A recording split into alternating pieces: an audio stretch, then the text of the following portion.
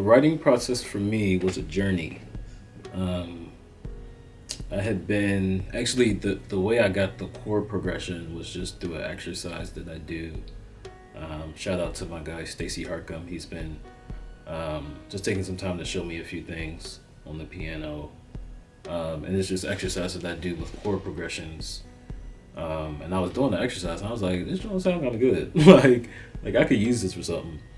Um, so I was just playing that over and over again, trying to figure out, okay, what can go with this. Um, and I got stuck with one part um, that, like, I had this one line for a while, and I was just sitting with it for maybe, I don't know, maybe like a week, just sitting with that, trying to figure out what came next. Um, and I remember it was a Friday night. I came in my room. It's probably like 12 a.m., 12:30, and I was tired. And I wanted to go to bed, but something told me, like, just sit at the piano and just see if anything comes out of this. So I sit down, I start playing, and um, and it literally all came to me. Like, I was probably up from 12:30 to about 2:30, and I finished the song that night. And I don't know, there's something about being tired and just, I don't know, maybe the tiredness in me just brought about a level of desperation, or I don't know. But I wrote that song that late at night. Um, but honestly, I think, like I said, I think the how tired I was also pulling from the vulnerability that I wanted in the song. So I think that really helped. But yeah, it was a process. It was a journey. But it was really fun and really cool. So it was dope. It was dope. Yeah, the meaning of the title of the song is "You Will Be Okay." It's an emotional song. It's a lot of vulnerability.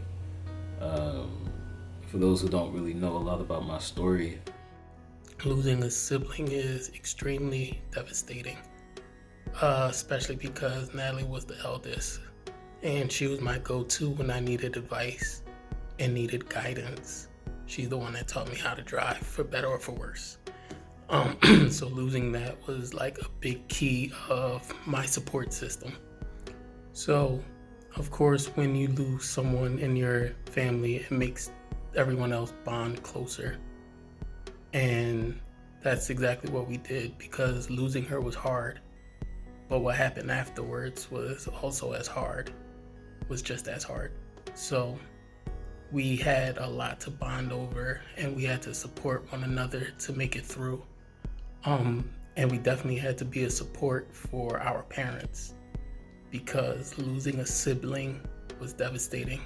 But I could only imagine how bad it is to outlive your child, your firstborn child at that.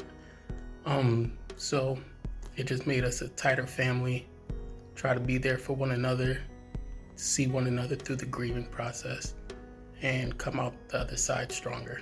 Natalie passed away in September of 2011 from cancer, but let's take it back. She gave birth to her beautiful baby boy Davier on June 9th, 1999. I actually remember the day that her water broke. We were in our room at our parents' house. We shared a room, and she was on the phone. She stood up and her water broke. And a few days later, we welcomed Davier into our family. Natalie was 16 in high school, so my mom stepped up and,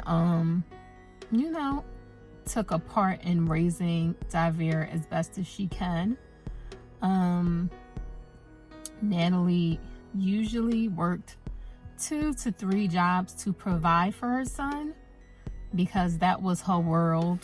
She definitely, Davier was definitely everything to her. In, I think, 2009, Davier had to be about, I guess, 8 or 9, and Natalie was 27. when she found out she had cancer. She did the regular chemotherapy and fought the cancer as hard as she could, but it ultimately took her life in 2011.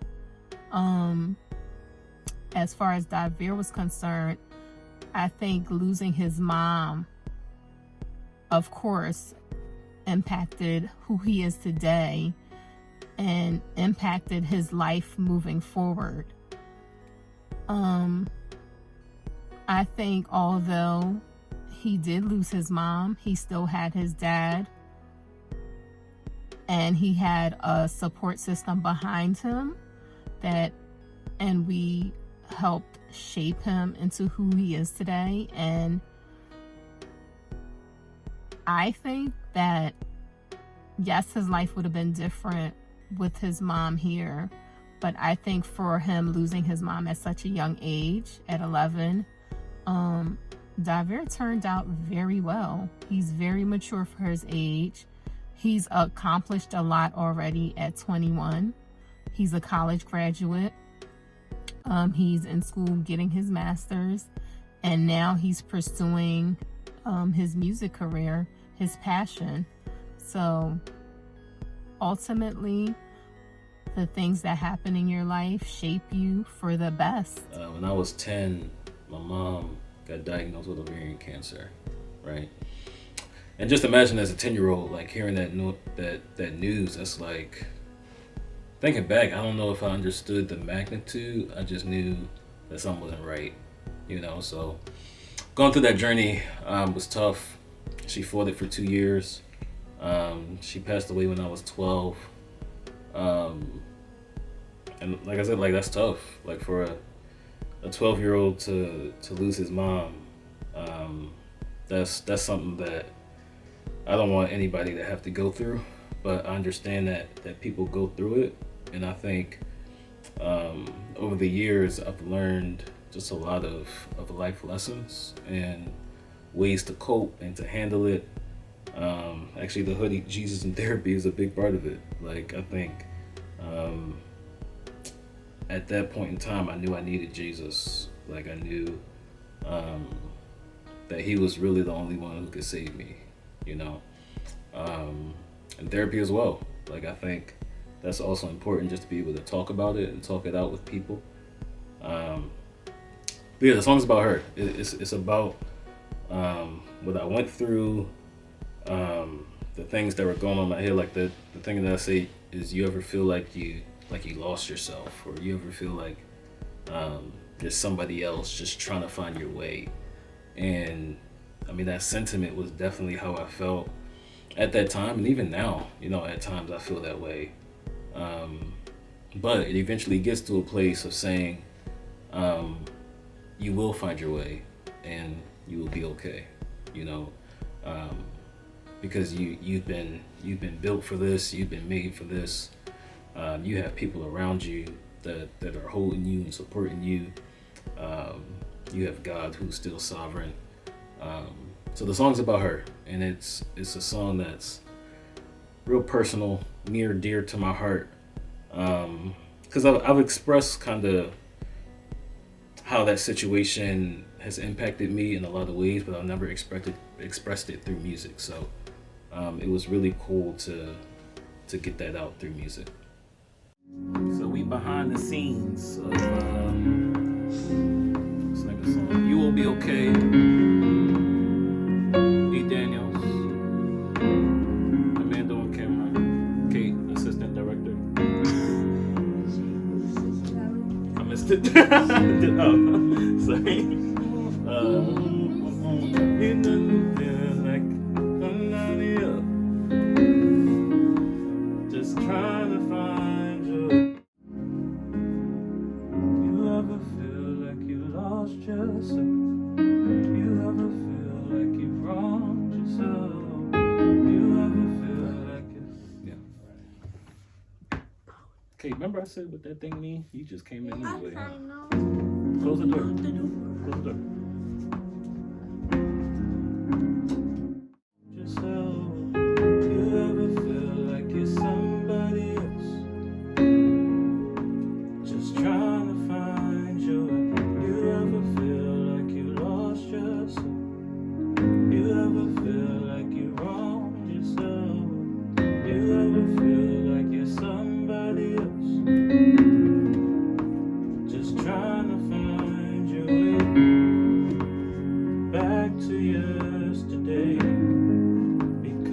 Today is not the same, and your future brings you pain. Been trying to get back to yesterday, where life with you seems